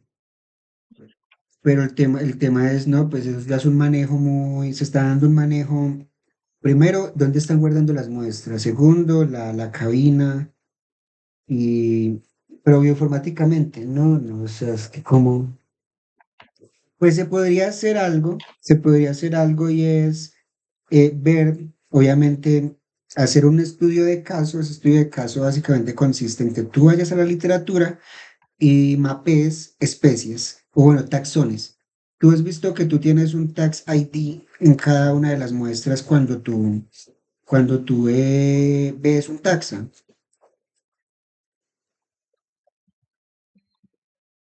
La identificación, ¿no? Ujú. Ese tax ID es básicamente es muy homogéneo en diferentes plataformas de referencia. Entonces, lo que yo te recomendaría en este caso es que hagas una revisión bibliográfica registrando dos parámetros. El parámetro de Tax ID, qué taxa es y qué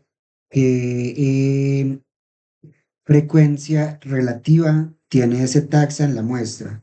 Obviamente, entre más parecido a la muestra y al caso que tu profesor haya hecho, más fácilmente se puede hacer un consenso de qué esperas esperar y luego ya hacer una depletación de eso, de esos virus, de las bacterias que hayas encontrado. Ok.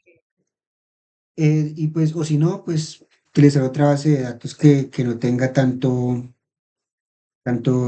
ruido. Utilizan el GTDB. El GTDB es bueno para eso, pero pues realmente no. Tu caso es único, no lo había escuchado nunca antes en otra ocasión. Bueno, no es mi caso. Bueno, el caso de tu profesora es único, no lo había escuchado. Sí, O sí. sea, yo he escuchado gente que estaba jodida, pero a esos niveles no. Bueno, pues lo escuché y yo dije, anda, bueno, yo la tendré en cuenta cuando sean mis muestras. Entonces, bueno, dale, gracias. Bueno, no, dale, no, cualquier cosa, igualmente dile a tu profe que me contacte que yo le ayudo. Bueno, listo. Bueno, entonces llegamos ya casi que al final, esta es la última parte, como la preparación de la muestra para metatranscriptómica y metaproteómica. Y bueno, hasta aquí nosotros como que hemos hablado de metagenómica, ¿cierto? Como de analizar el ADN, el potencial genético, bueno, y pues eso es lo que me dice a mí el ADN, como la pregunta, ¿y quién hay ahí? Y aparte de eso, ¿cuál es tu potencial, ¿cierto? Es como el potencial genético de la comunidad.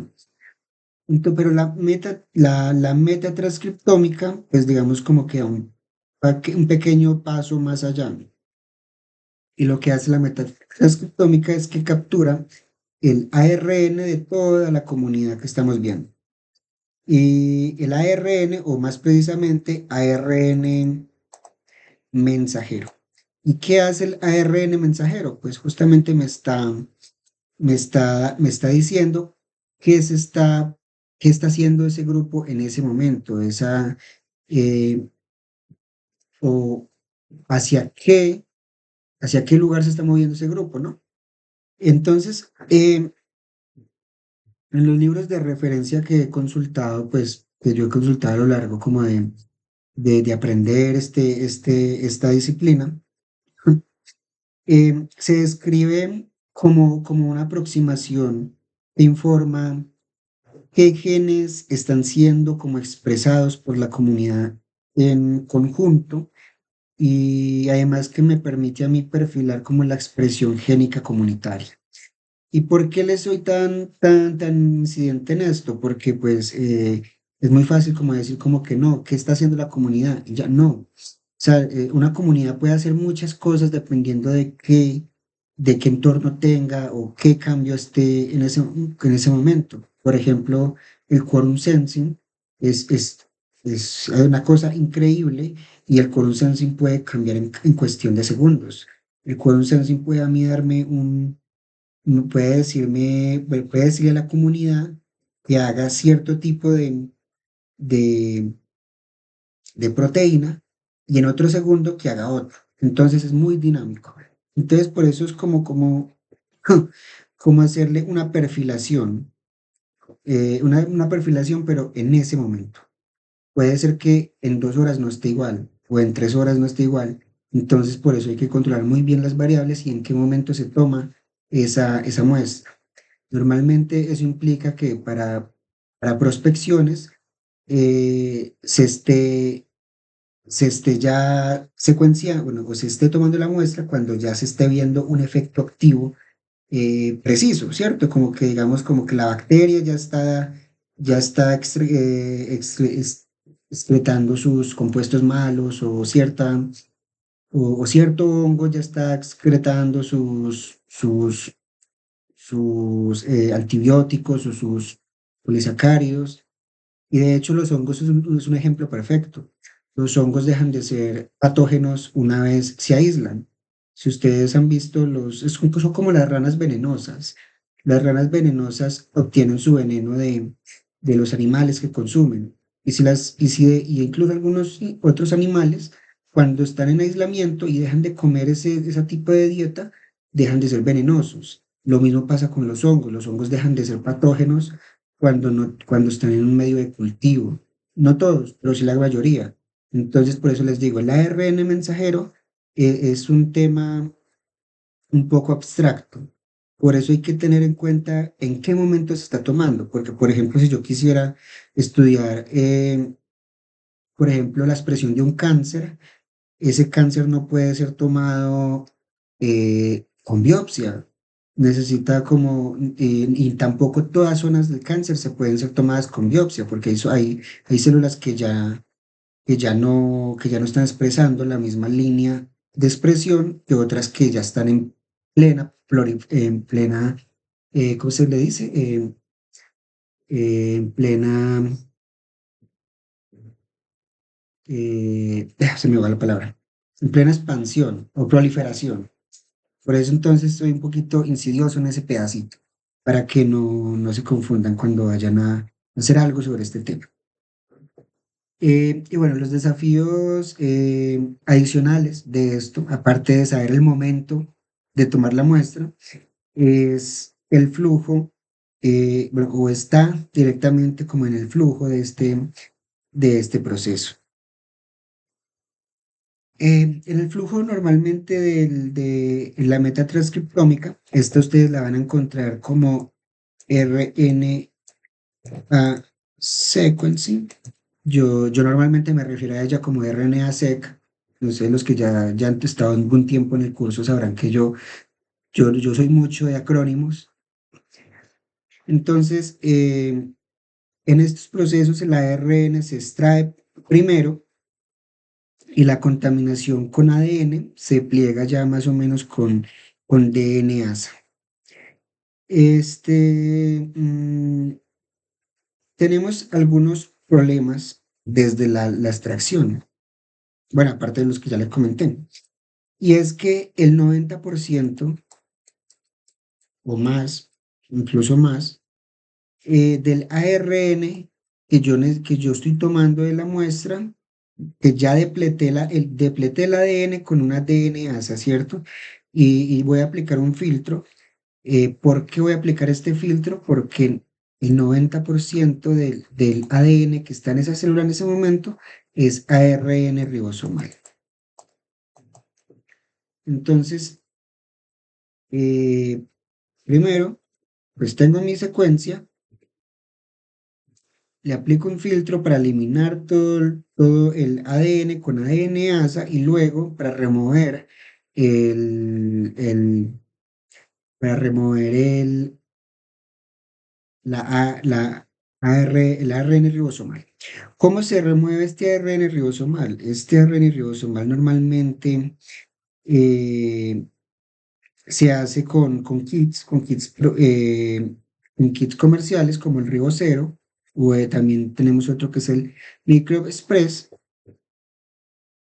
Y bueno, obviamente si yo quiero el ARN de la comunidad, necesito eliminar ese 90% de ARN mensajero. Y pues, a ver, ¿Qué más les podría decir de ese proceso? Mm, esto se le conoce también como enriquecimiento del ADN. Eh, Normalmente las técnicas abarcan desde la polía, pero pues la polía lo que hace básicamente es que eso se le conoce como fishing o la pesca, porque nosotros sabemos que en eucariotas hay una cola poliada al final, al final de los transcriptos de, de ADN, ARN, hay una cola poliada para proteger de la degradación. Entonces se usa ese principio biotecnológicamente para hacer oligonucleótidos.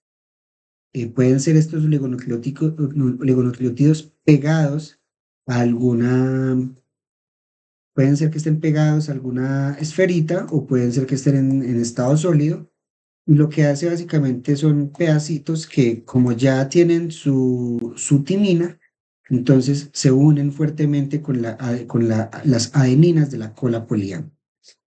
Y bueno, básicamente es resumidamente el proceso. Obviamente solamente aplica para cuando se tiene cola poliana. Eh, pero normalmente lo que se hace para hacer una biblioteca de esto es que el ARN pues se fragmenta, se elimina el ADN, se eliminan el ARN ribosomal y luego se transcribe a, a cDNA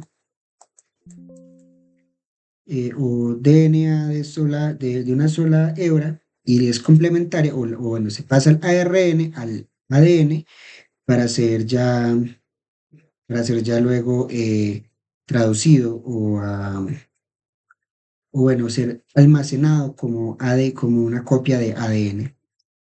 No sé si haya sido como claro en esta parte porque pues es un poco como diferente a los procesos que habíamos visto. Y pues obviamente para la metatranscriptómica hay que trabajar muy rápido. Cuando no se puede trabajar rápido, la vez pasada, la sesión pasada les decía que trabajaran con RNA.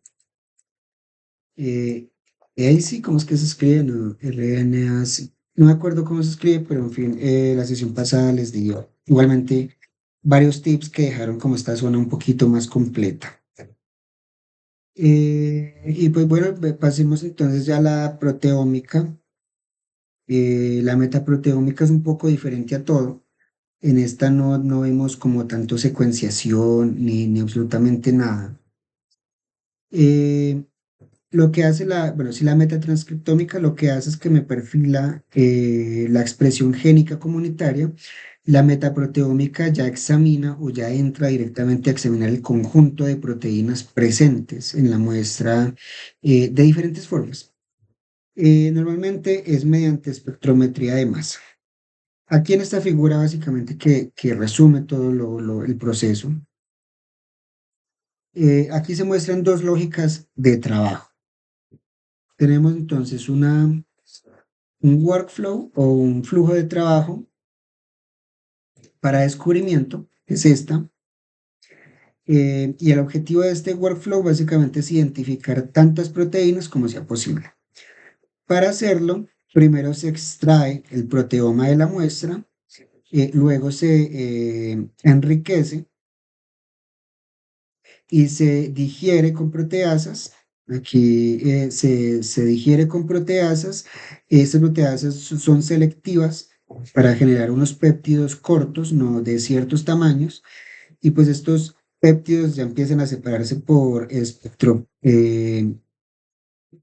cromatografía líquida. Aquí no aparece el paso, pero se separan por cromatografía líquida con ionización esto se le conoce como, se me va el nombre. Un segundo que acá está. Electrospray. Sí, entonces básicamente lo que hace esta que es la cromatografía líquida con ionización por electrospray, básicamente lo que hace es cargar estos péptidos. y después se analizan con espectrometría de masa en tándem y los espectros que se observan en esa espectrofotometría se comparan con, se obtiene un espectro y se compara con una base de datos de espectros ya conocidos. Y pues así se identifican muchos péptidos y pues a partir de ellos como que se infiere ya el conjunto de proteínas presentes en la muestra original. Incluso en estudios bastante sensibles, este enfoque puede ya identificar no decenas o centenas, sino miles de proteínas. Ese por el workflow de descubrimiento. Luego tenemos el workflow dirigido, o básicamente el flujo de trabajo dirigido. Y aquí la lógica cambia un poco. Ya no se busca como descubrir todo el proteoma, sino, digamos, identificar y cuantificar un conjunto específico de proteínas de interés.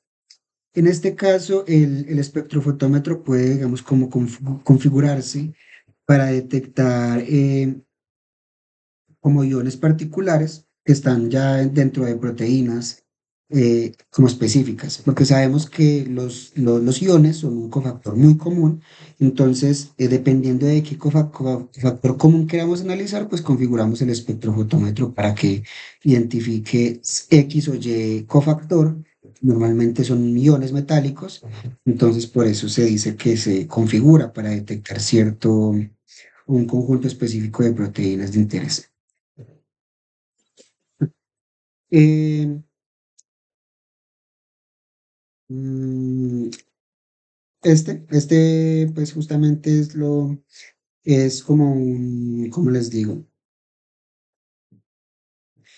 Estos son es un espectrofotómetros de triple cuadrópolo. Básicamente lo que hacen es justamente eso, identificar, clasificar y, y lo que hace básicamente es que clasifica por masa carga. Y pues de esto pues no se va a hablar mucho más en el curso, de tal vez lo retomemos un poco más adelante, eh, pero pues la metaproteómica requiere ya más, o sea, ya la idea de este curso es como centrarse en la parte bioinformática, ¿cierto? Y en el diseño de estudio. Estos pasos requieren de equipo especializado, que pues de hecho no sé si en Latinoamérica existan lugares que tengan esto.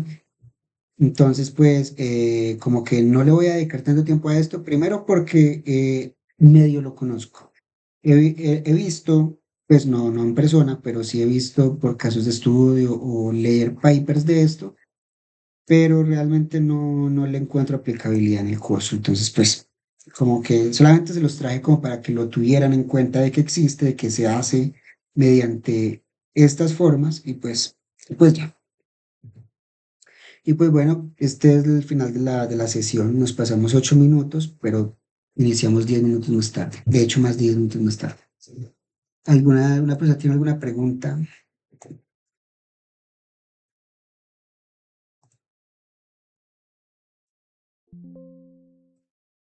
Bueno, ¿nadie tiene preguntas?